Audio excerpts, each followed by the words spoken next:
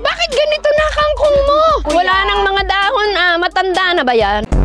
Oh, 120 plus 58. Isuma mo, may ina ako sa music. Kalahating port. 180. 165. Oh, wala pong kupit. Tapos, itong, huwag niyong pasakitin ang ulo ko. Basta ito, 58 ito. Ito, magkano nga ito? Basta. Pupogi, ang gaganda ng mga, tindero. Walang tawad. Medyo mainit ngayon po eh. Siguro tinola na lang po para mas mainit. So, 131, 130 na lang. Ang laki kong tumawad.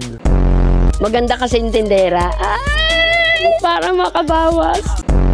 Malang gulay? Oo. Inuunahan mo ako hindi na ako bibili.